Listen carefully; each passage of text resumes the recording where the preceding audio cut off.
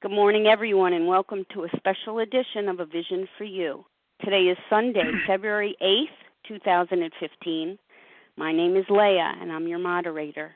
The share ID for Friday, February 6th is 7307. This morning, A Vision for You presents Bill's story. Chapter 1 of the Big Book is devoted to Bill W.'s story, essentially a 12-step call. It's a frightening, vivid, and detailed account of one alcoholic's descent into madness. It is also the inspiring and uplifting story of his complete recovery and his resulting mental, physical, and spiritual health. It is this humbling of Bill in the presence of powerlessness, this whittling down of his puffed ego, this forced confrontation with his essential finiteness, which ultimately allows Bill to embrace a spiritual remedy to his alcohol problem. Bill W.'s story gives us inspiration and hope as we see that even someone seemingly hopelessly addicted to alcohol as Bill W. was, can recover. And if he can, so can anyone. Here to present Bill's story in further detail is Harlan. Harlan is a recovered compulsive overeater, originally from Chicago, who currently resides in sunny Scottsdale, Arizona. Harlan is a loyal servant of Overeaters Anonymous who is dedicated to teaching and living the program of recovery as outlined in the Big Book. And we welcome you, Harlan, this morning. Thank you very much, Leah. I'm very, very honored to be here, very happy to be here. This morning we're going to talk about Chapter 1 in the Big Book. We're going to talk about Bill's story. And Bill's story is a story that is extremely important because it is through his story and through identifying with the way Bill thinks and the way Bill drinks that we have that sense of identification that draws us into the book and wants us to learn more and more about this situation. Bill Wilson was a very human person. He was 43 years old with 3.5 years of sobriety when the Big Book was written. The Big Book was written in 37 and 38, was published in April of 39. Bill was born on the 26th of November in 1895 in East Dorset, Vermont. And East Dorset, Vermont is a very small town in Vermont, and there's a lot of mining there. There's a lot of forestry there. There's a lot of marble granite mining that goes on there. Many of our nation's monuments are adorned with cornerstones that come where the limestone, the marble come from East Dorset, Vermont. Bill had a younger sister, 2 years younger than him, named Dorothy. And Dorothy and Bill were the victims of a divorce. Emily and Gilman Wilson were their parents, and Gilman Wilson was an alcoholic, as was Gilman's father before him. Gilman's alcoholism forced the family into divorce in 1906, and Emily, Bill's mother, went to Boston to become one of the first female osteopathic physicians in the nation. Gilman went out to Western Canada to work in the mines that were out there, which was familiar to him from his life in Vermont. And Dorothy and Bill Wilson were raised by their maternal grandparents, Fayette and Emily Griffith. And Fayette and Emily Griffith raised Bill. And Bill was a very tall, lanky, skinny kid, and he grew up with an inferiority complex. And he really felt, as many of us do, that he had to work 3 times as hard just to be equally as good. He found an old violin in his grandfather's attic, and he became so proficient at the violin through his hard work that he actually became co-first chair of his school's orchestra. He also was a captain of the football team, and after finding a baseball glove up in Grandpa's attic, he also became the baseball team's starting shortstop, and co-captain of the baseball team as well. He read in a book as a child that only an aborigine could fashion a boomerang that would actually come back to you. And he worked tirelessly at fashioning a boomerang, and when it actually did come back, it almost took his grandfather's head off because his grandfather happened to be walking by at the time. Bill was very dedicated. He was very determined to prove to the world that he was somebody. He was very determined to take his place in the world. And he also suffered from depression. And when he was 17 years old, he was hopelessly in love with a girl named Bertha Bamford. And Bertha went to New York City for what was seemingly a very routine medical procedure. And she passed away during this procedure. And Bill, at age 17, fell into the first of his many, many depressive states. And he suffered from depression his entire life. If we look at Bill's story, it begins on page 1, and we read, "War fever ran high in the New England town to which we new young officers from Plattsburgh in upstate New York, were assigned, and we were flattered when the first citizens took us to their homes, making us feel heroic. Here was love, applause, war, moments sublime with intervals hilarious. I was part of life at last, and in the midst of the excitement I discovered liquor. I forgot the strong warnings and prejudice of my people concerning drink. In time, we sailed for over there." Now, when he says over there, that denotes World War I. "I was very lonely and again turned to alcohol. We landed in England. I visited Winchester Cathedral. Much moved, I wandered outside. My attention was caught by a doggerel on an old tombstone. Here lies a Hampshire grenadier who caught his death drinking cold small beer. A good soldier is ne'er forgot, whether he dieth by musket or by pot." Now, the reason that this is important is the pot that he's talking about here has nothing to do with marijuana. The way that they drank beer in England at that time was in pint pots and quart pots, and they were never sitting while they were drinking. They always stood to consume alcohol. And in the saloon, in the inn, there was a bar that was erected so that they could sort of lean against the bar, hence the name bar. And as an homage to those days, we also see that bar stools are raised well above the level of a dining room chair, a kitchen chair, or a living room chair. And that's kind of an homage to those days where when you drank, you did not sit. Now, the reason that Harlan, your voice is warbling. Can you adjust your phone? I'm sorry? Your voice is kind of warbly. Can you adjust your phone? Please don't interrupt the speaker. Thank you so much. Harlan, we do hear you. It just sounds a little bit perhaps distant. I don't know if there's an adjustment you can make. We hear you perfectly, but let's just see if we can improve it. All right. I'm going to switch to the actual wired headset that comes with the iPhone. Just a second. Is that better? Let's give that a try, yes. Is that better? Okay. I yes. actually just switched headsets. Not a problem at all. Okay. Okay, if you can increase the volume a little bit or just increase your voice, that'll be even better. I don't get told to talk louder very often, Leah, but I'm in this case, I'm definitely in this case going to talk it up a little bit. So I won't there we go. Wonderful. And please don't interrupt. Thank you, everybody. Okay, no problem. Continue. Thank you. Okay. The pot becomes important because that's the way they drank beer in England at that time. And when they had this, it was pint pots and quart pots.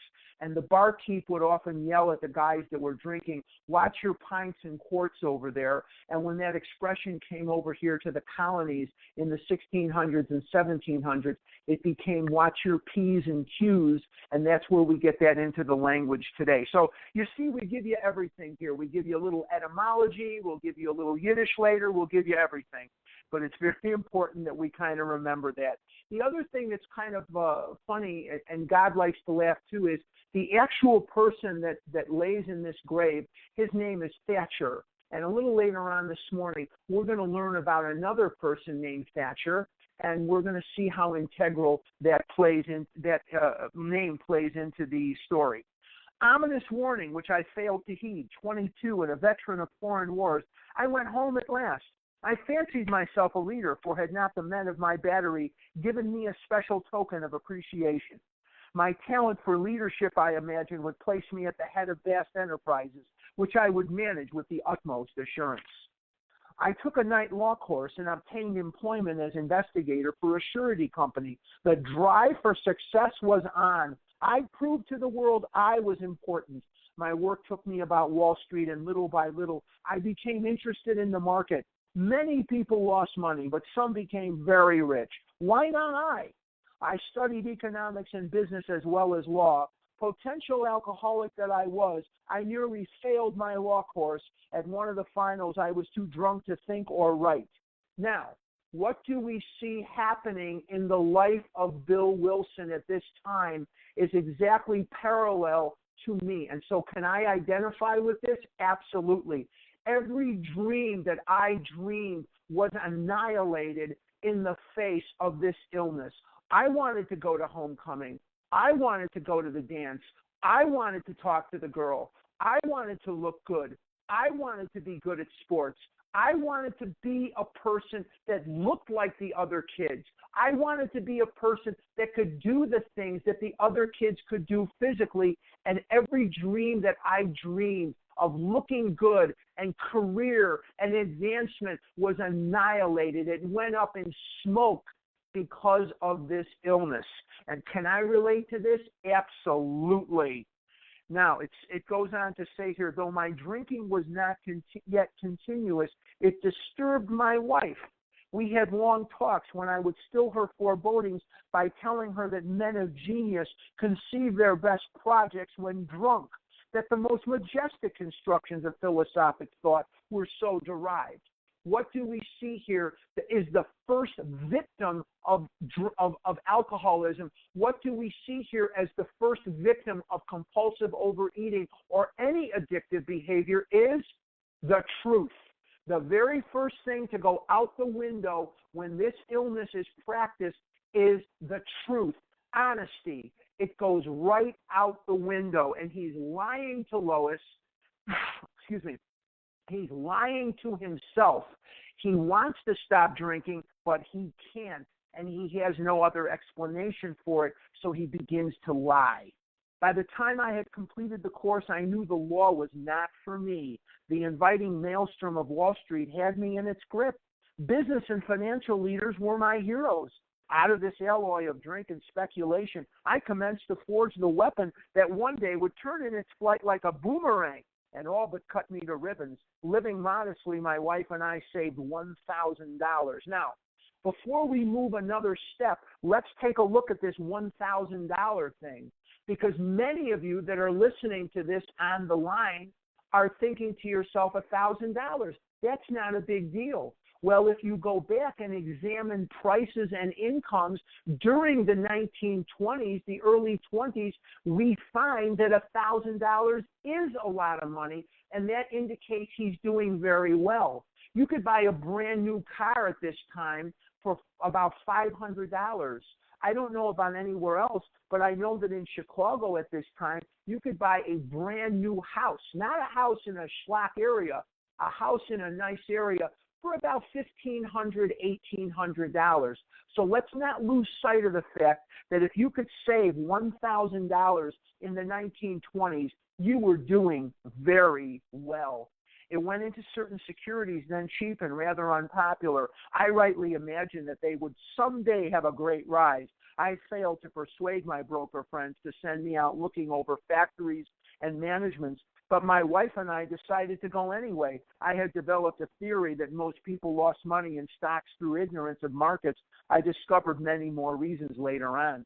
You had a situation in the 1920s, the 20s and the 50s, were the greatest boom periods of our economy in the history of our country.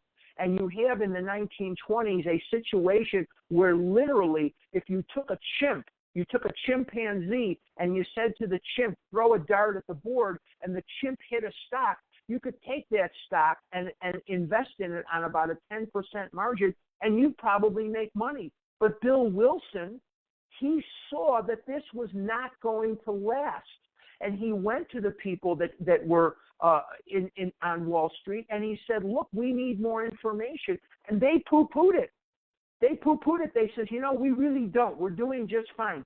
Now, remember that Bill was not really a stockbroker. What he was a New York City stock speculator. And he made his living selling his opinion on where these stocks would go to investors, and they would cut him in on the profit. So he was cunning, baffling, and powerful too. So he and Lois, they get this idea that Wall Street did need this information. Let's see where he goes from there. Bottom of 2. We gave up our positions and off we roared on a motorcycle, the sidecar stuffed with tent blankets, a change of clothes, and 3 huge volumes of a financial reference service. Our friends thought a lunacy commission should be appointed. Perhaps they were right. I had some success at speculation. Excuse me. So we had a little money, but we once worked on a farm for a month to avoid drawing on our small capital. That was the last honest manual labor on my part for many a day. We covered the whole eastern United States in a year. At the end of it, my reports to Wall Street procured me a position there and the use of a large expense account. The exercise of an option brought in more money, leaving us with a profit of several $1,000s for that year, and we've talked about that. Now, let's see where he goes from here, because he's about to go up and down very quickly. For the next few years, fortune threw money and applause my way. I had arrived. Here's the kid from East Dorset, Vermont, the tall, skinny, lanky kid with depression, never had anything in his life. He's one of the princes of Wall Street. The information he gave them made him a very, very well-respected person. He's going good. Everything is good. He had arrived. My judgment and ideas were followed by many to the tune of paper millions. Now, can you just imagine, if you're listening to this, that whatever it is you do, whether you're a housewife, whether you're a doctor, whether you're a secretary or a streetcar conductor, it doesn't matter.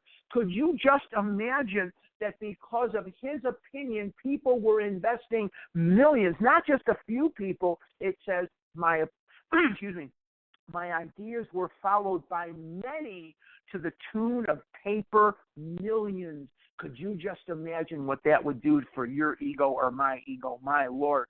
The great boom of the late 20s was seething and swelling.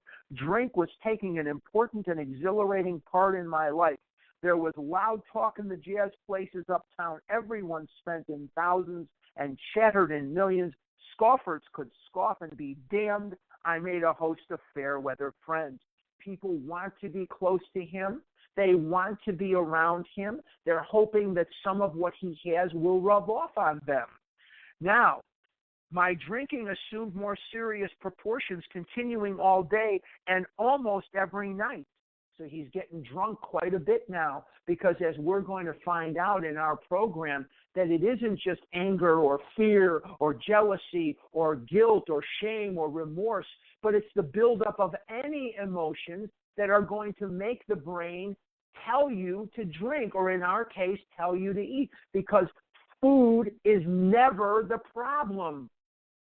Now, I love doing retreats, and I love traveling the country doing them, and I love saying that line right there. Food to a compulsive overeater is never the problem. Food is the answer to the problem.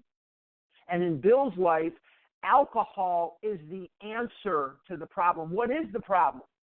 The problem is the untenable, unbelievable, horse-stunning pain that came about in the life of Bill Wilson when he was not drinking. And success is an emotion. Happiness is an emotion. Fear is an emotion. And when these emotions built up within Bill, his mental twist told him, drink the liquor, because the liquor became the answer to his problem that day. Liquor solved his problem of this emotional buildup of happiness and success. And that's why one of the worst things in the world that can happen in my life as a compulsive overeater is good times. Because I will eat when times are good, and I will eat and when times are bad. And what is good and bad? It's only a perception of my ego, but they are emotions. And this is what's happening to Bill. He's getting drunk day and night. Let's continue, page 3. The remonstrances of my friends terminated in a row, and I became a lone wolf. So he's quarreling with them. They're getting on him. Bill, don't drink so much. Bill, you're getting drunk. Bill, you're making bad judgment. Bill, what's wrong with you? Why can't you stop drinking? A row is a disturbance. The remonstrances are these guys getting on him. And what happens is, in the last sentence of the previous paragraph, he's making a host of fair weather friends. And here he's becoming a lone wolf. Can I relate to Bill Wilson? You bet I can. Because all I ever wanted to be was thin, but all I ever wanted to do was eat. And my eating took precedence over people. My eating took precedence over everything I ever wanted in my life because it was right there. It was right beyond my grip. But in my grip was the food, and the food solved my problem that day. And he's drinking, and he's becoming a lone wolf. And he's saying to his friends, who needs you? I couldn't care less about you. Get away from me. And he's drinking instead of being with his friends. And all he ever wanted to be was successful and popular, but now all he wants to do is drink. Can I identify with Bill? You bet I can. There were many unhappy scenes in our sumptuous apartment. There had been no real infidelity, for loyalty to my wife helped at times by extreme drunkenness kept me out of those scrapes. Bill was very human. And I'm sure that was his take on things at that time. But let's just move on and say Bill was very human. In 1929, bottom of 3, 1929, I contracted golf fever. We went at once to the country, my wife to applaud while I started out to overtake Walter Hagen. Walter Hagen, think Tiger Woods or any of these big golfers now. Liquor caught up with me much faster than I came up behind Walter. I began to be jittery in the morning. Golf permitted drinking every day and every night. It was fun to roam around the exclusive course which had inspired such awe in me as a lad.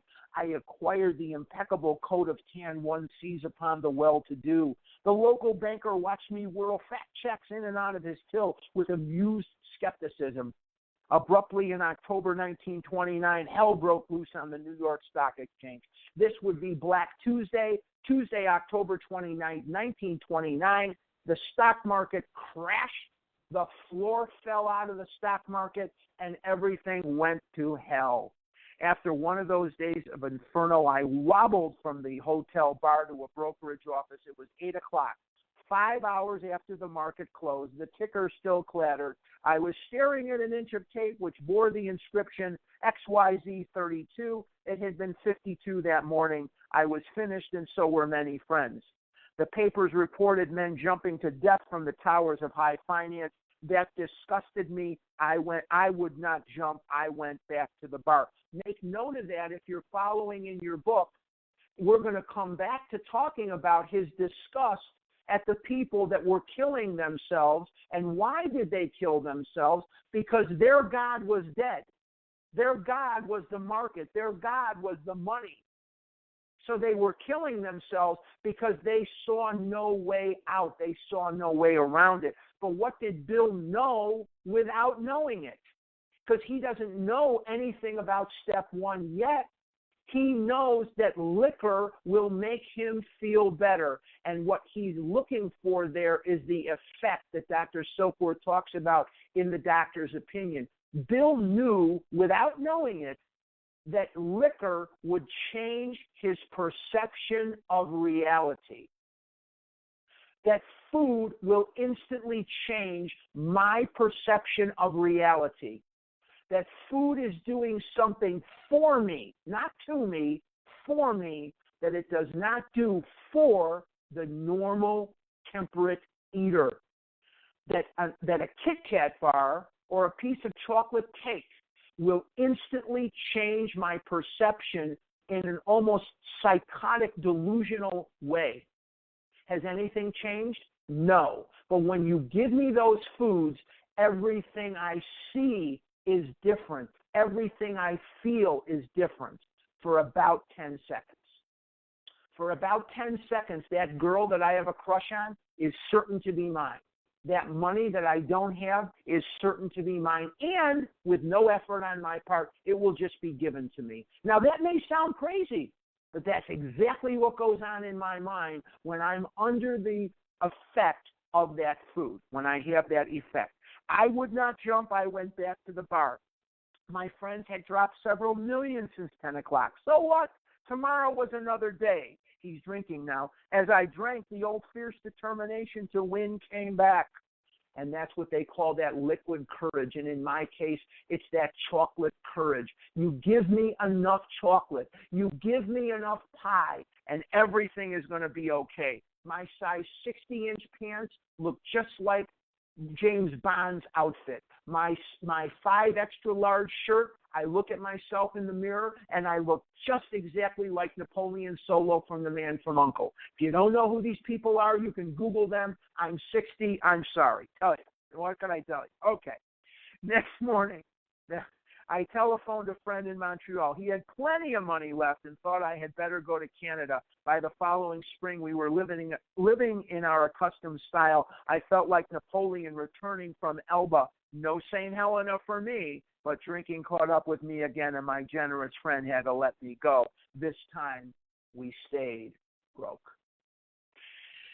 We went to live with my wife's parents. Now, let's stop here for just a second and put into perspective the reality that he's living in. Lois was his wife, and Lois was a Burnham. Lois's father was Dr. Burnham, and Dr. Burnham did not like Bill Wilson at all. Lois suffered from ectopic pregnancies, and Lois was bleeding to death.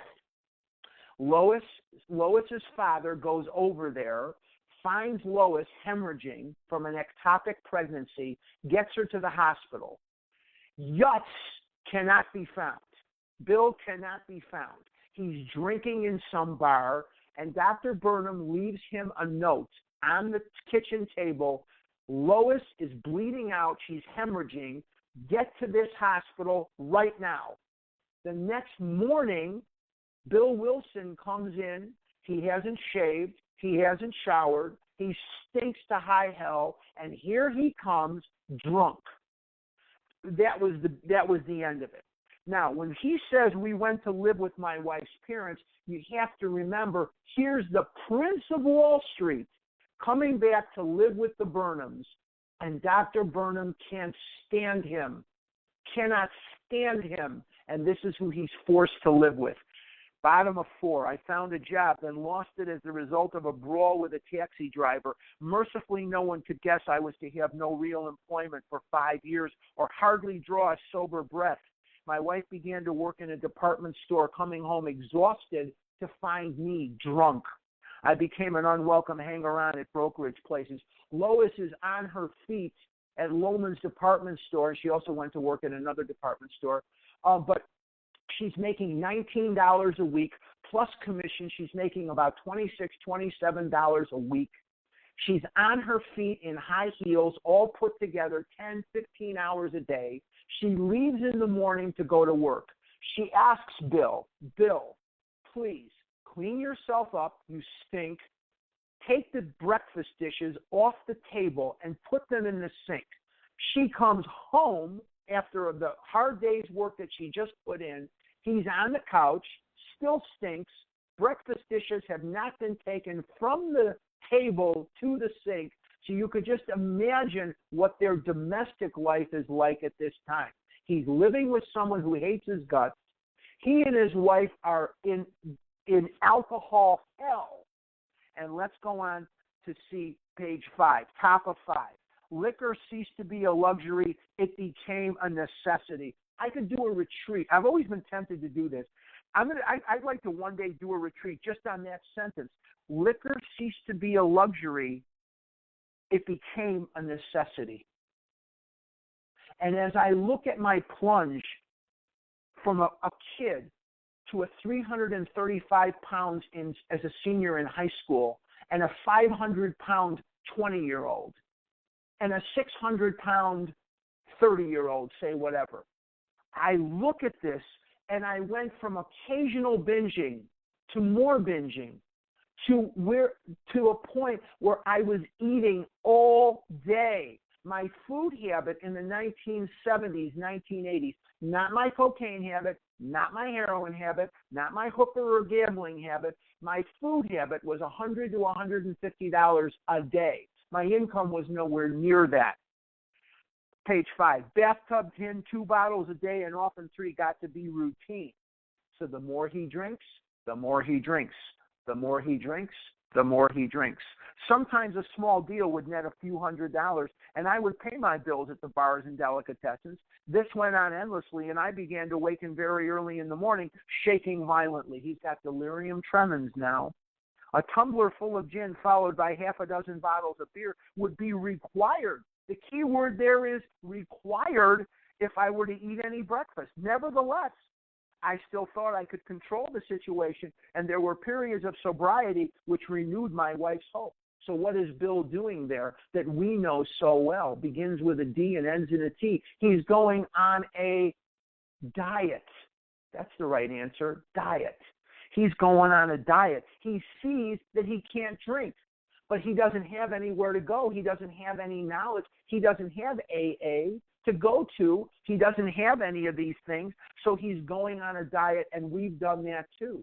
We hunker down on our own unaided willpower, but as we do, what happens over time is these emotions will build and build and build and build, and it will force us back right into the food, because as we just covered, food is never the problem. Food is the answer to a problem. And the problem is the buildup of emotions will wake up the mental twist. The mental twist will tell us to eat the food. The emotional side of us needs relief from that untenable pain. And the intelligent side of our brain says, no, no, no, we're not going to eat the food. And the emotional side of the brain demands the food. And my emotional part will get stronger and stronger. And anytime the emotional part of my brain has conflict with the intelligent part of my brain, the emotional part of my brain will win every time. Can I relate to Bill Wilson now? You bet I can. Gradually, page 5, things got worse. The house was taken over by the mortgage holder. My mother-in-law died. My wife and father-in-law became ill. Then I got a promising business opportunity. Stocks were at a low point of 1932, and I had somehow formed a group to buy. I was to share generously in the profits. Then I went on a prodigious bender, and the chance vanished. I did a retreat a number of years ago, like 2 years ago, I think, in Mount Laurel, New Jersey, which is not too far from Philadelphia, Pennsylvania. And I had the pleasure of eating dinner on Saturday night in Cherry Hill, New Jersey, which was exciting. But anyway, the Cherry Hill, New Jersey group approached Bill Wilson when he was on one of his diets. And this is a story within the story. And they said to him, we would like to make this purchase, and we would like you to be involved here, and we'll cut you in on the profit. And this is during, as I said, on Bill's one of his periods of sobriety, or what we would call a diet. So they meet in this hotel room in Cherry Hill, and one of the guys has a bottle of moonshine whiskey.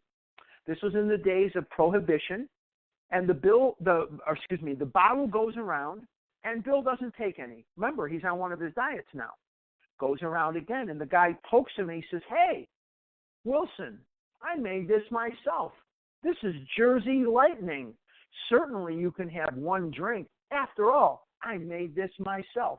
With no more thought than that, Bill Wilson has one drink of this moonshine whiskey, and because of his physical allergy to it, he doesn't come out of that hotel room for 3 days.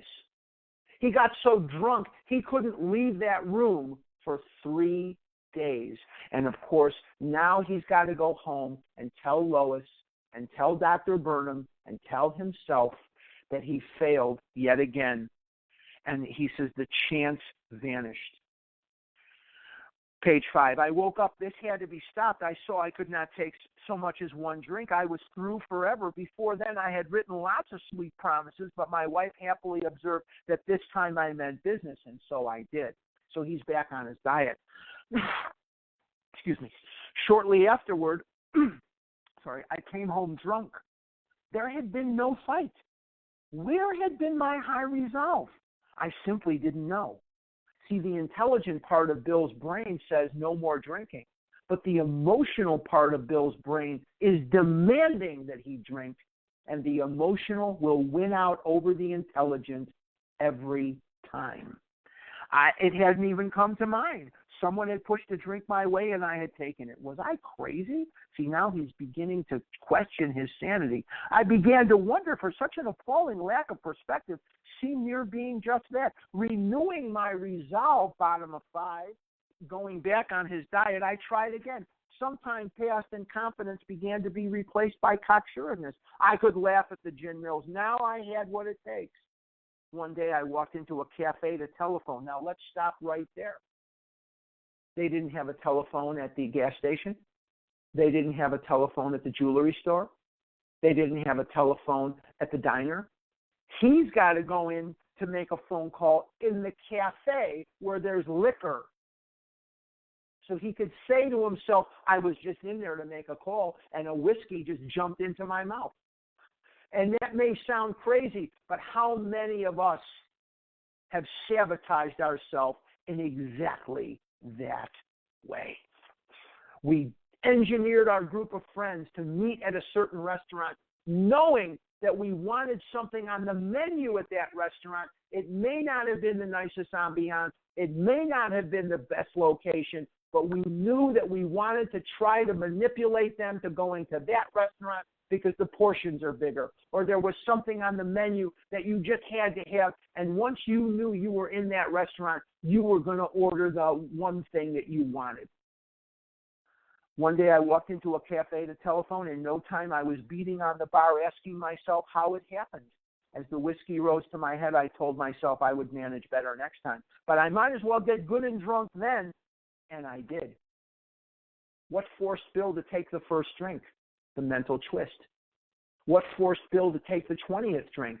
The physical allergy.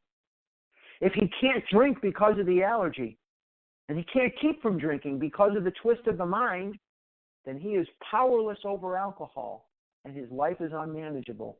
Can I relate to Bill Wilson now? You bet I can. The remorse, horror, and hopelessness of the next morning are unforgettable. The courage to do battle was not there. My brain raced uncontrollably, and there was a terrible sense of impending calamity. I hardly dare cross the street lest I collapse and be run down by an early morning truck, for it was scarcely daylight. An all-night place supplied me with a dozen glasses of ale. My writhing nerves were stilled at last. A morning paper told me the market had gone to hell again. Well, so had I. The market would recover, but I wouldn't. That was a hard thought. Should I kill myself? No, not now. Then a mental fog settled down. Gin would fix that, so 2 bottles and oblivion. Now, on page 4, he's looking down his nose at the people that are killing themselves, and now on page 6, he's considering it because he doesn't see any way out. And for every person that is a compulsive overeater on this phone, you are a miracle. Because many of us, including me for sure, I can only speak for me, I wanted to die. I didn't know how to live in this world, and I didn't want to anymore. Because if you remember on page 2, it says here that at one of the finals I was too drunk to think or write. That was my whole life. My drinking was not yet continuous. It disturbed my life. It disturbed me too. My eating disturbed me. I wanted to just be a person among people, and I didn't know how to be that. I could not beat the game. I couldn't do it, and I wanted to die. I wanted to die passionately. So now he's drinking for the worst reason of them all, oblivion. And I was eating for oblivion. I didn't know it, at the time. But I ate constantly because I couldn't bear to feel the feelings, the physical pain of being that morbidly obese. The mental anguish of being that morbidly obese was too much for me to handle. And I ate because of the pain of eating. And that is complete insanity. I have eaten railroad cars full of Doritos and ships full of candy bars to blot out the pain of eating railroad cars full of Doritos and ships full of chocolate bars because I couldn't bear the pain. So the more I ate, the fatter I got. The fatter I got, the more I ate. Can I relate to Bill Wilson? You bet I can. The mind and body are marvelous mechanisms, for mine endured this agony 2 more years. How I lived with the loneliness I felt, and how I lived with the physical pain. My legs were so swollen at the bottom. My ankles had such profuse edema, that extreme swelling. I had no hair on my legs. I couldn't wear socks because they would dig into the swelling. I couldn't bear the thought of the skin rubbing together anymore, and I had that contact dermatitis. I smelled like a zoo. I wasn't wearing underwear. I had layers of towels shoved between layers of flab to keep the skin from rubbing together, and I couldn't stand the pain anymore. I went on my first date with a girl when I was 35 years old. And inside, I sort of knew I wanted to die because I would never hold a girl's hand. I would never kiss a girl. I would never dance with a girl. Did I want to die? Absolutely. And when it says here, the mind and body are marvelous mechanisms, I don't know how I survived. For mine endured this agony 2 more years. Sometimes I stole from my wife's slender purse when the morning terror and madness were on me. Again, I swayed dizzily before an open window or the medicine cabinet where there was poison, cursing myself for a weakling. He doesn't want to live, and now he's actively considering killing himself. There were flights from city to country and back as my wife and I sought escape. Lois and Bill tried a lot of geographic cures. When he was drinking in the country, they would go to the city. When he was drinking in New York, they would go to the country. Nothing helped. Nothing helped. Then came the night when the physical and mental torture were so hellish, I feared I would burst through my window, sash and all. Somehow I managed to drag my mattress to a lower floor, lest I suddenly leap. A doctor came with a heavy sedative. Next day found me drinking both gin and sedative. This combination soon landed me on the rocks. People feared for my sanity. So did I. I could eat little or nothing when drinking, and I was 40 pounds underweight. Is his being 40 pounds underweight or some of the situations that many of us have incurred, are they any more or less dangerous? They're equal. They're equal. He's dying. He's dying of malnutrition. He's dying of malnutrition in the richest country in the world. I know there's a depression on, but there's still more food here and still more opportunity to nourish yourself here than there is anywhere else. And in the middle of the biggest city in the United States, in the middle of the richest country in the world, he's dying of malnutrition. Now, we talked about Dorothy Wilson, Bill's younger sister. And she was married to a guy named Dr. Leonard Strong. And Leonard liked Bill. Unlike Dr. Burnham, he liked Bill. And he thought Bill was a good guy. And we're going to see here how in these next couple of paragraphs, the loving hand of God is going to begin a series of miracles that are going to put some sunlight into the shivering dark cave of alcoholism. We're now going to see the hand of God in a more visible sense right now. My brother-in-law is a physician, and through his kindness and that of my mother, I was placed in a nationally known hospital for the mental and physical rehabilitation of alcoholics. Now, Of all of the hospitals that Bill could have been admitted to, he is now about to be admitted to the Towns Hospital in New York City, which is the best place in the world for alcoholism and drug addiction known to man. Is it odd or is it God that he is also going to be placed? Of all the places he could have gone, he goes to the Towns. Of all the doctors that he could have been assigned to, he's going to be assigned to Dr. William Duncan Silkworth.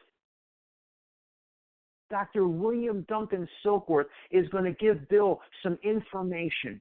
Let's see what happens here. Let's see the hand of God. Under the so-called belladonna treatment, my brain cleared.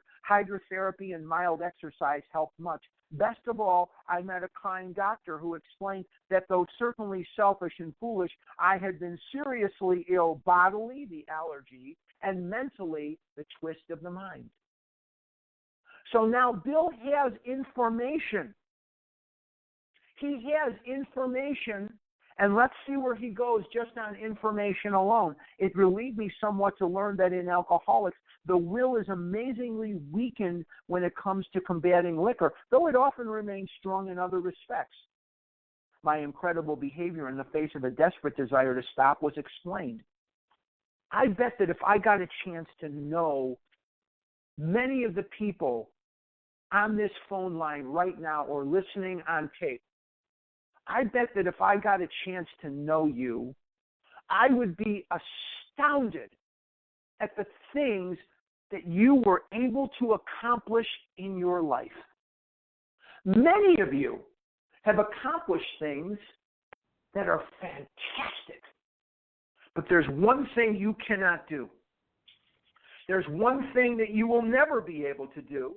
And there's one thing that none of us will ever, ever, ever, ever be able to do. And I say that redundantly because I want to drive the point home.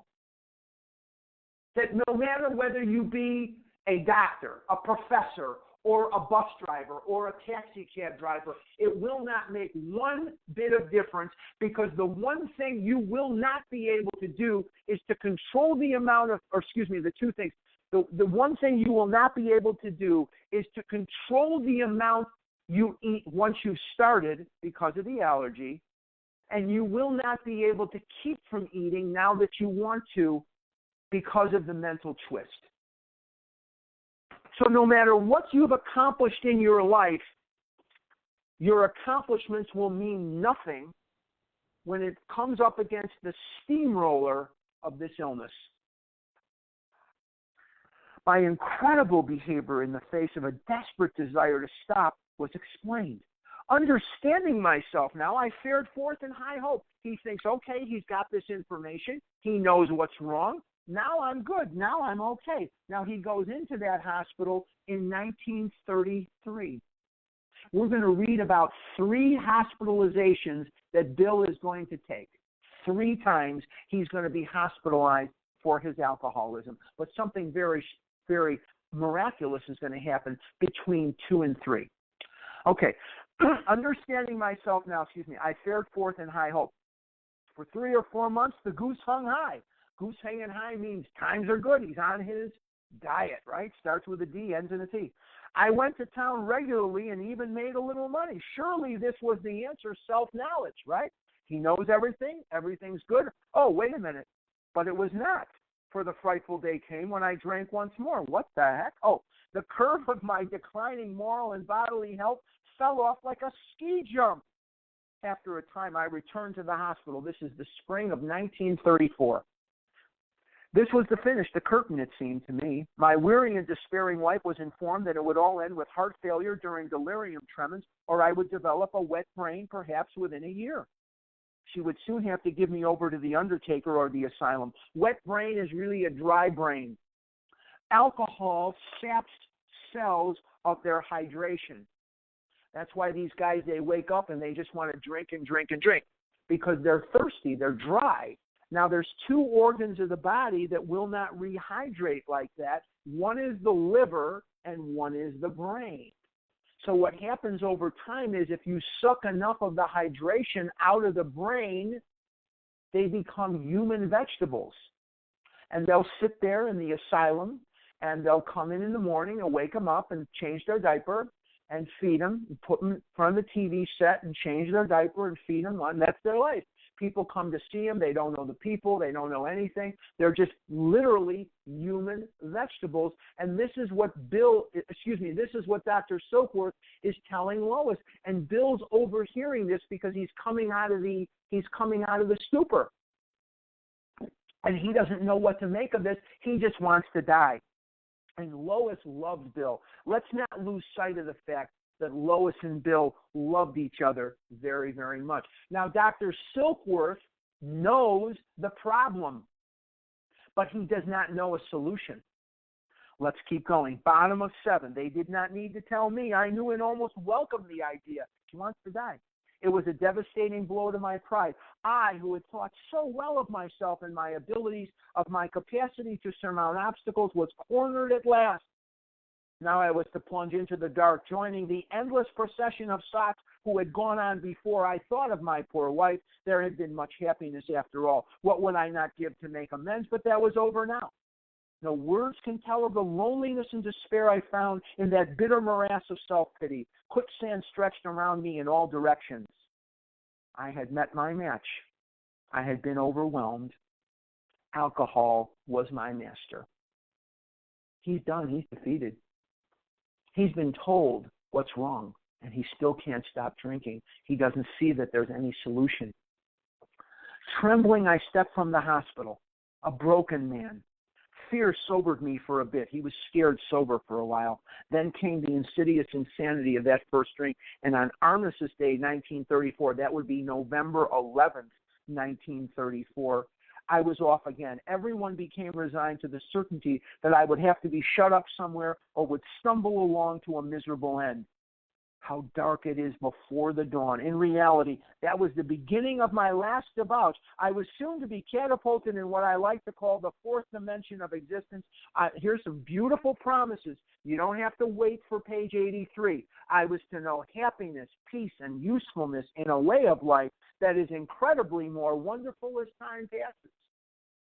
Beautiful promises right there. Near the end of that bleak November, I sat drinking in my kitchen. With a certain satisfaction, I reflected there was enough gin concealed about the house to carry me through that night and the next day. My wife was at work. I wondered whether I dared hide a full bottle of gin near the head of our bed. I would need it before daylight. Now, we're going to depart from the actual book here for just a second, so stay with me, because we need to know a little bit about what's going on and how all this is going to play out in our world today. And we're going to go back to Rhode Island. And in Rhode Island, there is a very, very successful family, and they own a company called Burlington Mills. And if you've ever walked on carpeting in your life, you've probably walked on Burlington carpeting. And they're also major stockholders, because carpeting isn't usually made with natural fibers. They are major stockholders in a company that is still traded today on the New York Stock Exchange called Allied Chemical. And these are very wealthy people. And their wayward son, Roland Hazard, is an alcoholic. And the Hazards had a summer home. They lived in Rhode Island, but they had a summer home in a place called Manchester, Vermont. Manchester, Vermont is a very wealthy area right outside East Dorset, Vermont, where Bill Wilson was born and raised. And the Hazards were very wealthy, but their son was a drunk. And Roland even went so far as to having himself sequestered on a Caribbean island. And the person that brought him his supplies was instructed not to bring him any alcoholic beverages whatsoever. And Roland was able to stay sober while on the island. Of course, he gets off the island and he's drunk within the 2 shakes of a lamb's tail. Roland wanted to give his mother the gift of seeing him sober one more time. And Roland, in the early 1930s, psychiatry, the art of psychiatry, was really in its infancy. And Roland sought out the services of the most preeminent psychiatrist at that time, a man by the name of Sigmund Freud. And Sigmund Freud wasn't taking on any new patients. Now remember, money was no object. And he sought out Sigmund Freud's number 2 man, that his number 1 protege or the number 2 psychiatrist in the world, a guy by the name of Dr. Adler. And Adler wasn't taking on any new patients either. The number 3 psychiatrist in the world lived in Switzerland. And in Switzerland lived Dr. Carl Jung. And Carl Jung psychoanalyzed Roland for 1 year. Between 1933 and 1934, Roland was in Switzerland with Dr. Jung. And at the end of his stay in Dr. Jung's care, he stayed sober. And Dr. Jung tells him it is now okay for you to return home to the States. Roland goes to the shipyard, and what do they have at the shipyard? A bar. And Roland gets drunk very, very quickly, and very, very, very drunk. And they bring him back to Dr. Jung, and Jung says to him, I have misdiagnosed you. You are not all the things we talked about. You are an alcoholic and you're going to die. And Roland begs Dr. Jung, please, doctor, please, there must be something. There has to be something. Now, is it odd or is it God that Roland got to Jung? Because Freud and Adler believed that all solutions lie within the mind.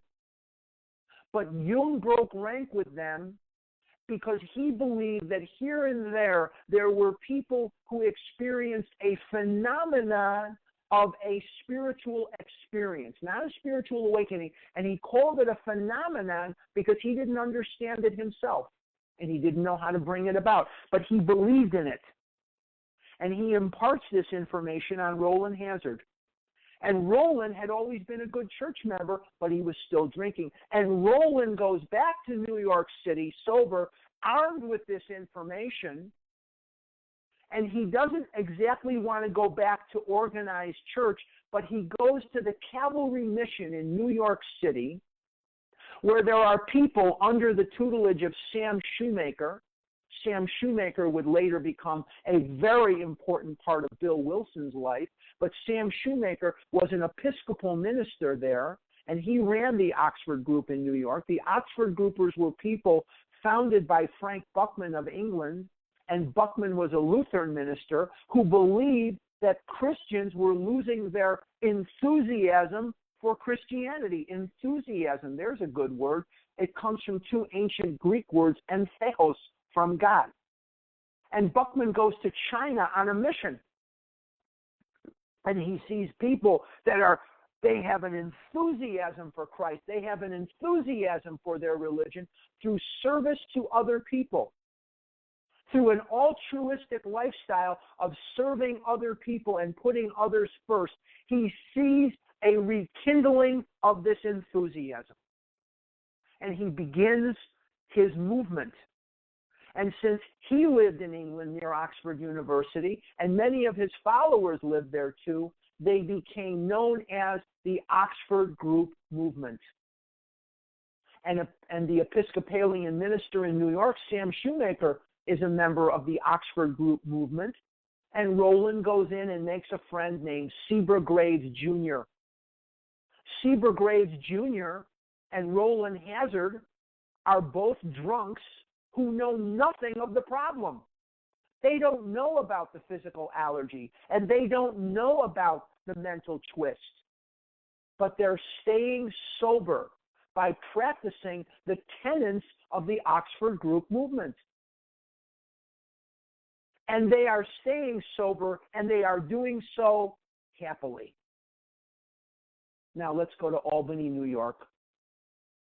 The mayoral elections are in full swing. And there is a family, as I promised you at the beginning of the chapter, and their name is Thatcher. And their son, Edwin Ebby Thatcher, is a drunk. And they have a home in Manchester, Vermont, right outside East Dorset, Vermont, too. and their son, Ebby Thatcher, is embarrassing the family. He is embarrassing the family because his father was running for re-election and Ebby is a drunk, and they tell Ebby, get your butt over to the house in Manchester, start fixing it up, because whether we win or lose, we're coming out for the summer. And Ebby goes back to Manchester, Vermont to get the summer home fixed up. While he's there, he is painting a wall, and some pigeons land on the wall. So he goes in the house and gets his shotgun out and starts blasting the pigeons. Well, the neighbors don't like that very much, and they call the police. The police bring Ebby in, and they give him a warning. Do this again, and you're going to Brattleboro, which is the insane asylum in Vermont, which is where they put alcoholics, in Brattleboro Insane Asylum. Ebby drives, not long after that, Ebby drives right through the house, right through the kitchen wall of a woman in Manchester, Vermont, drives right into her house, shows no contrition whatsoever, and says, not I'm sorry, doesn't say forgive me, doesn't say don't worry, I'll take care of the damage. He flippantly says to the woman, hey, toots, how about a cup of coffee? So she's indignant. She calls the police, and they are about to sentence Ebby to be in Brattleboro Insane Asylum. Now let's go back to Roland and Sebra Graves Jr., because it is now the summer of 1934. It's August of 34. Ebby is in a holding cell. What is happening with Roland is he goes to his family and he is sober, and they are just kvelling. If you don't know what kvelling is, it's a Yiddish word, rapture beyond belief. Rapture, happiness, you're busting from happiness. Busting from happiness. They're kvelling. Even though they don't know they're kvelling. They're kvelling, trust me. And they see Roland, and they say, Roland, go on a vacation. You've been working so hard with the Oxford group. Take a vacation. Anywhere you want, we'll pay. So he goes back to the Oxford group, and him and Sebra Graves Jr. are discussing where they should go, and they decide to go to Vermont. Now, is it odd or is it God? Because if they had gone to Vermont a week before, I'm dead. If they went to Vermont a week after, I'm dead. But they happened to go at the tail end of August, beginning of September of 1934, and Sebra Graves and Roland, while there, they get wind of a guy that they knew of named Ebby Thatcher and his escapades. Now, who was the judge presiding over Ebby's case? It just happened to be Sebra Graves Sr. Is it odd or is it God that Sebra Graves Jr.'s father is the judge in this case? It is now September of 1934.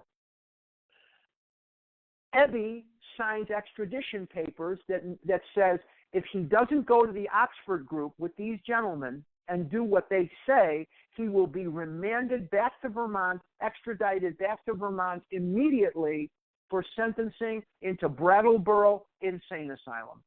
Ebby agrees reluctantly.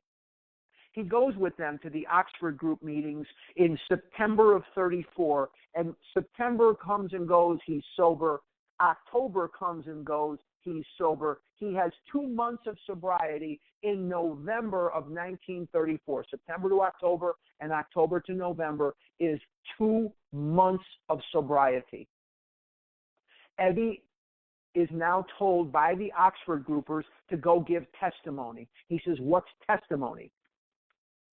He says, they said to him, now go out and tell what we told you to somebody else. Every Jewish holiday in the world is the same. They tried to kill us. A couple of us got away. Let's eat. And then after we're done eating, we're supposed to tell all this to our kids. Okay, fine. He says, I don't want to go give testimony. And I says, okay, that's fine, but you have to go to Brattleboro if you don't. He says, you know what? I think I'll go give testimony.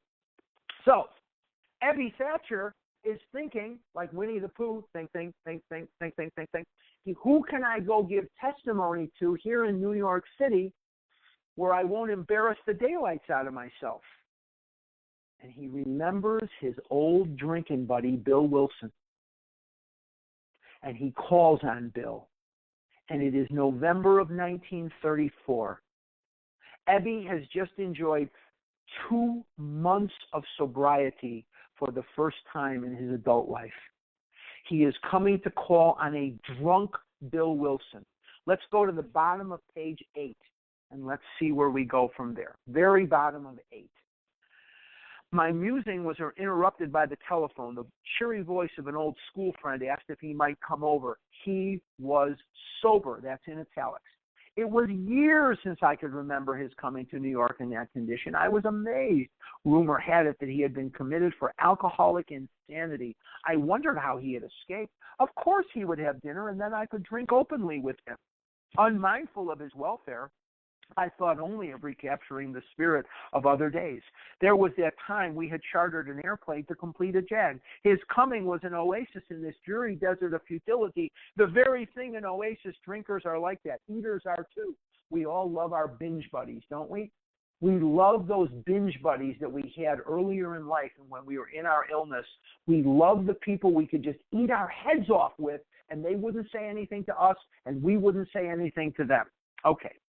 The door opened, and he stood there, fresh-skinned and glowing. There was something about his eyes. He was inexplicably different. What had happened? I pushed a drink across the table. He refused it. Disappointed but curious, I wondered what had gotten into the fellow. He wasn't himself. Come, what's all this about? I queried. He looked straight at me, simply but smilingly. He said, I've got religion. I was aghast, so that was it. Last summer, an alcoholic crackpot. Now I suspected a little cracked about religion. He had that starry-eyed look. Yes, the old boy was on fire, all right, but bless his heart, let him rant. Besides, my gin would last longer than his preaching, but he did no ranting. In a matter-of-fact way, he told how 2 men had appeared in court persuading the judge to suspend his commitment. They had told of a simple religious idea and a practical program of action. That was 2 months ago, and the result was self-evident. It worked. He had come to pass his experience along to me, if I cared to have it. If I cared to have it. Some of you out there may be trying to force-feed this to somebody that needs it, or that you think needs it. If they don't want to do it, this is not a program for people who need it. It's not a program for people who want it. It's a program for people who do it. There's no chapter in this book called Into Needing It or Wanting It. There's a chapter into action. This is an action program, and you have to want to do it. I was shocked but interested. Certainly I was interested. I had to be, for I was hopeless. He talked for hours. Childhood memories rose before me. I could almost hear the sound of the preacher's voice as I sat on still Sundays way over there on the hillside. There was that proper temperance pledge I never signed, my grandfather's good-natured contempt of some church folk and their doing, his insistence that the spheres really had their music, but his denial of the preacher's right to tell him how he must listen, his fearlessness as he spoke of these things just before he died. These recollections welled up from the past. They made me swallow hard. So step 1 is from Silkworth, where he gets the powerless condition of mind and body. The physical allergy and the mental twist are step 1. We are powerless over food, and our life is unmanageable. And now, Bill, through Ebby, is now getting step 2. This is your emanation of step 2. This is where your flashpoint is. Now Bill is being presented something that he has never seen before in his life. He is witnessing in front of his face an actual known alcoholic that is sober. Silkworth was not an alcoholic. So for the very first time in his life, he is seeing Ebby, and Ebby is presenting this spiritual solution to him, and he is resisting us as many of us did. And if there's 2 steps that are the most underutilized steps, it's 2 and 10. And where we see people struggling in 2 is because they are dragging a God from their childhood or from God knows where into their program that never worked for them before, will not work for them now, and they just can't understand why we talk about God.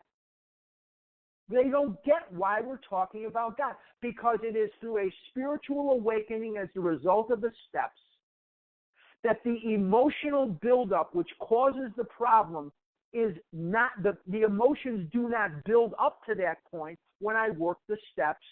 Therefore, the terrible cycle will not be set in motion.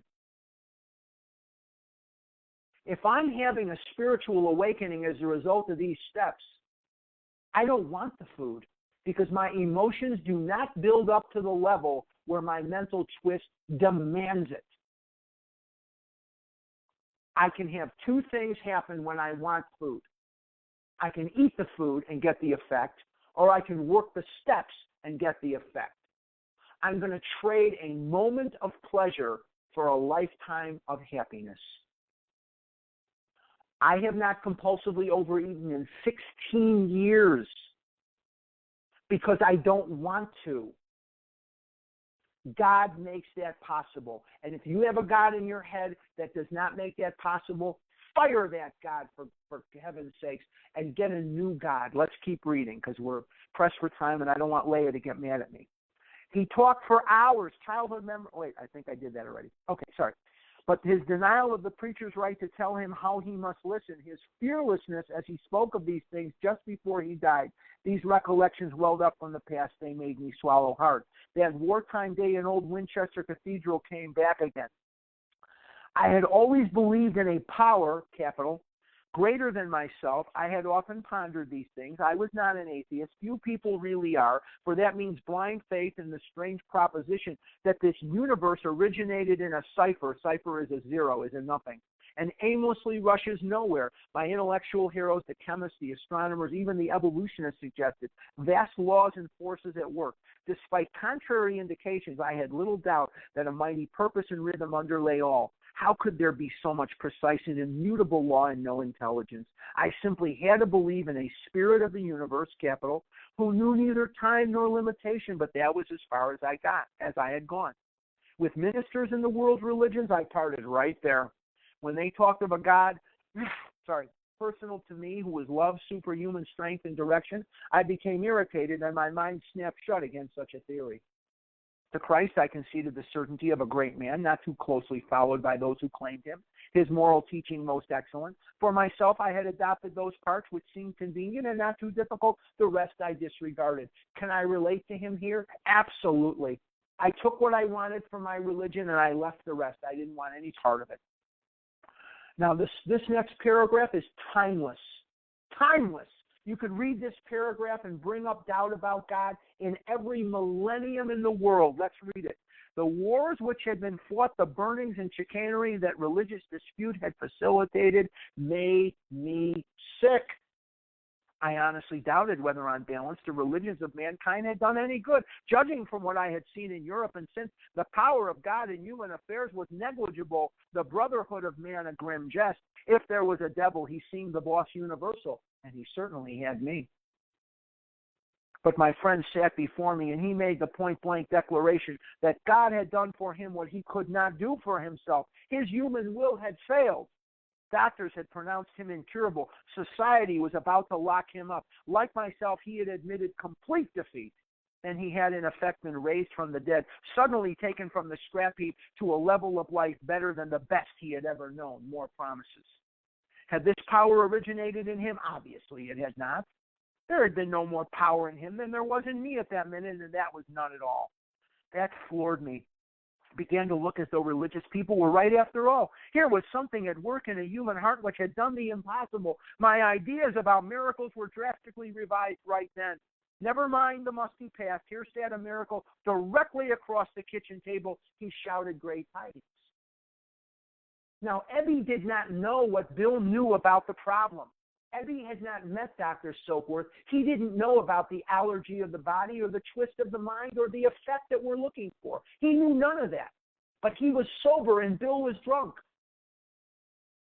And no longer was Bill going to look for the miracles of the past, the splitting of the Red Sea and the oil that burned for 8 days instead of one, or the manna from heaven. He wasn't looking for that. He looked at a man sitting in front of him that he knew to be an alcoholic, and the man was sober. Now, getting put into this scenario, if you could be a fly on the wall, imagine Bill knows the problem, and he's drunk.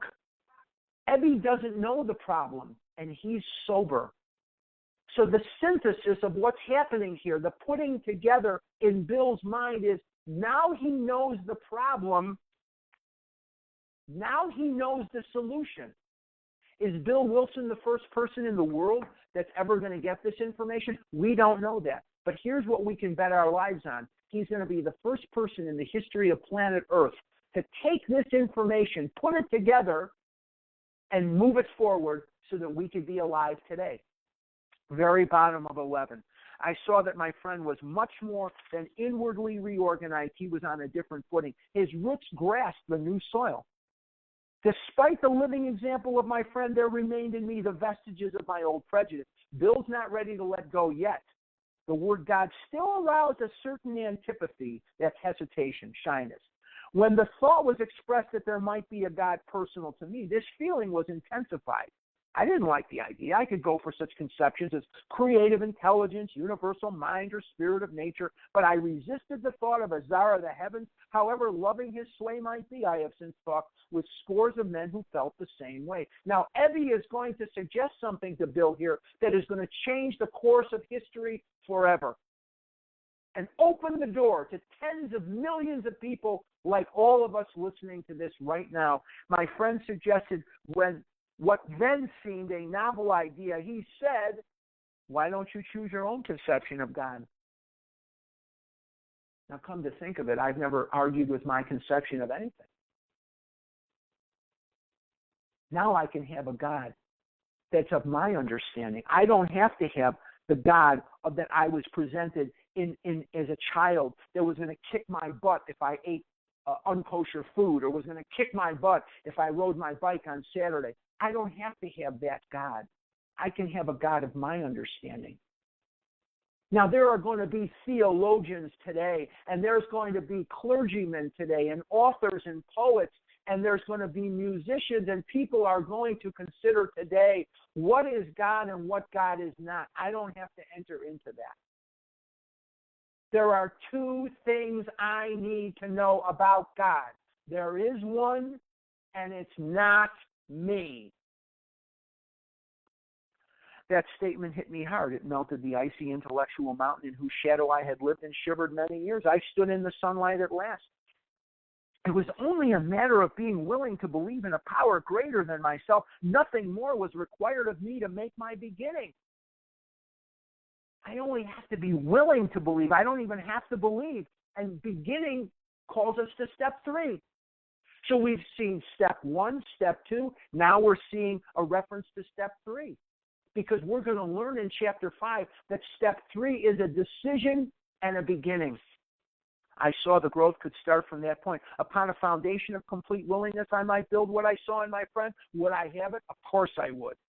Thus was I convinced that God is concerned with us humans when we want him enough. How do I demonstrate that I want him enough?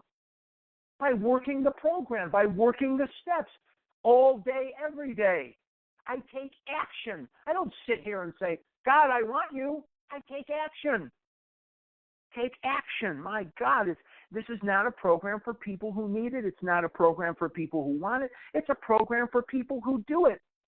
Page 12. At long last I saw, I felt, I believed. Scales of pride and prejudice fell from my eyes. A new world came into view. These are beautiful promises. Don't miss them. You don't have to wait for page 83. The real significance of my experience in the cathedral burst upon me for a brief moment. I had needed and wanted God. There had been a humble willingness to have him with me, and he came. Challenge God. Challenge him and see if you find him wanting. You can't do it. He's too powerful. He's too loving. You cannot challenge him and say he didn't come. Maybe you won't get the answer you want. There's a lot of houses here in Scottsdale I want to live in, but I can't. There's a lot of girls I'd like to kiss. I can't. There's a lot of money and cars I'd like to have. I don't have them. But God has provided for me a life. And it's my life, and I wouldn't trade it. But I'd like to have a wife. No, I'm just kidding. But soon the sense of his presence had been blotted out by worldly clamors. Now, that worldly clamor is very important because no matter how spiritual we are right now as we listen to this, we will never rise above the level of a human being. And as human beings, we're going to see things we want and we can't have them, or we're going to want things or whatever it is. Worldly clamors are going to happen. I have to work my program. Mostly those within myself, top of 13. And so it had been ever since, how blind I had been. Now, it is now the 11th of December, 1934. Bill has been going to the Oxford group meetings with Evie for several weeks, but he's still drinking. He is about to go into the hospital for the third and final time. At the hospital, I was separated from alcohol for the last time. Treatment seemed wise, for I showed signs of delirium tremens. Dr. Silkworth tells us several times, and Bill is telling us again, put down the food. Put down the food. Put it down. Because I cannot work the program while I'm eating Kit Kat bars. It just doesn't work that way. Kit Kat bars will prevent me from feeling or knowing what the truth of life is, and I will not have a spiritual awakening as a result of anything. I have to put down the Kit Kat bars. There I humbly offered myself to God as I then understood him to do with me as he would. I placed myself unreservedly under his care and direction. I admitted for the first time that of myself I was nothing, that without him I was lost. Steps 1, 2, and 3. I ruthlessly faced my sins and became willing to have my newfound friend, capital God, take them away root and branch. That's steps 6 and 7. I have not had a drink since. 4, 6, and 7. 4, 6, and 7. My schoolmate visited me, and I fully acquainted him with my problems and deficiencies. Step 5. We made a list of people I had hurt or toward whom I felt resentment. Step 8. I expressed my entire willingness to approach these individuals admitting my wrong. 9. 10. Because in 10, you admit when you're wrong. Never was I to be critical of them. I was to write all such matters to the utmost of my ability. He has now taken the first 10 steps in the town's hospital with God and Ebby. I was to test my thinking by the new God consciousness within. Common sense would thus become uncommon sense. I was to sit quietly, step 11, prayer and meditation, when in doubt, asking only for direction and strength to meet my problems as he would have me. Never was I to pray for myself, except as my request bore on my usefulness to others. Then only might I expect to receive, but that would be in great measure. He has now taken the first 11 steps. My friend promised, that's Ebby, that when these things were done, I would enter upon a new relationship with my Creator, that I would have the elements of a way of living which answered all my problems.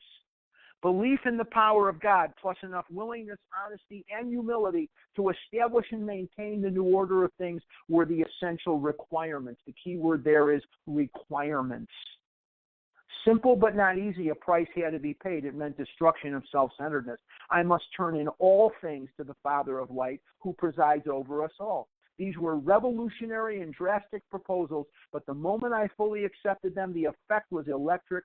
There was a sense of victory followed by such a peace and serenity as I had never known. There was utter confidence. I felt lifted up as though the great clean wind of a mountaintop blew through and through. God comes to most men gradually, but his impact on me was sudden and profound. Bill always said the white light came in and he had a spiritual experience, not an awakening. An awakening is slow to develop, which is what I have. An experience is bang, God came right there.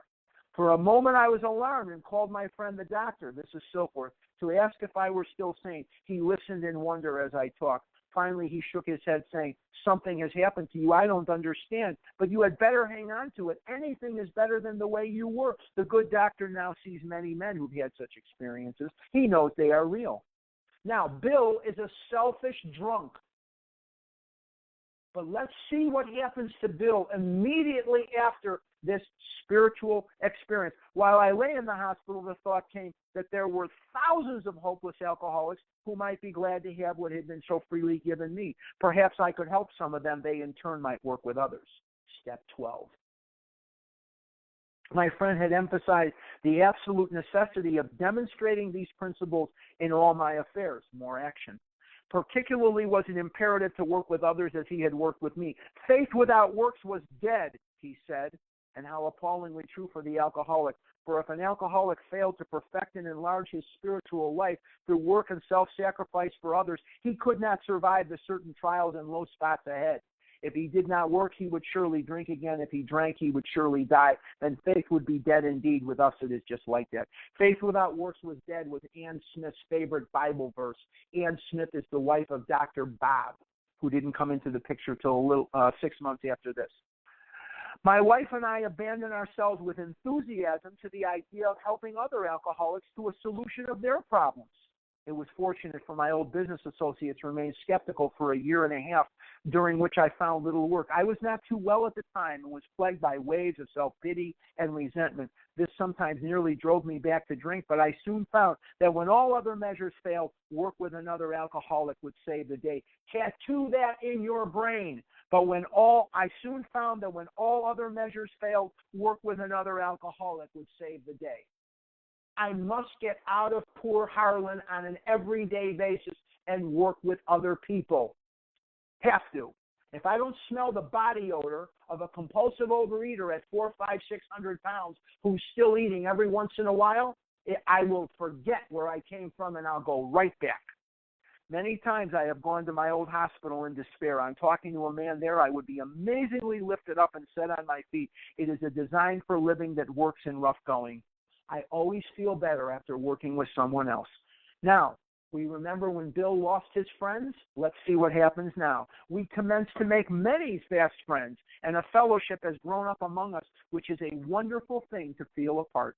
The joy of living we really have, even under pressure and difficulty. I have seen hundreds of families set their feet in the path that really goes somewhere. I only wanted to go somewhere. I was going nowhere. Have seen the most impossible domestic situations righted, feuds and bitterness of all sorts wiped out. I have seen men come out of asylums and resume a vital place in the lives of their families and communities. Business and professional men have regained their standing. There is scarcely any form of trouble and misery which has not been overcome among us. In one western city, Akron, Ohio, and its environs, there are 1,000 of us in our families. We meet frequently so that newcomers may find the fellowship they seek. At these informal gatherings, one may often see from 50 to 200 persons. We are growing in numbers and power. An alcoholic in his cups is an unlovely creature. Our struggles with them are variously strenuous, comic, and tragic. One poor chap committed suicide in my home. He could not or would not see our way of life. There is, however, a vast amount of fun about it all. Now, I travel this country doing a lot of retreats for Overeaters Anonymous, and normally when I do them, I don't know any of you. I'll go into a place, God knows where, I don't know, and there'll be 50 people, there'll be 60 people, there'll be 30, whatever it is, 80, 90, and I can stand outside the dining hall. I can stand outside the meetings right before I go in to start, and you hear the laughter. And it's beautiful. It's like a symphony.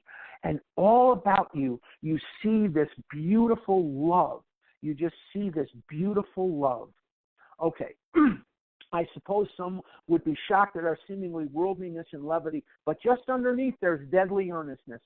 Faith has to work 24 hours a day in and through us, or we perish. Now, how does faith work in and through us? Through work. Through taking action. Most of us feel we need to look no further for utopia. We have it with us right here and now. Each day, my friend's simple talk in our kitchen multiplies itself in a widening circle of peace on earth and goodwill to men.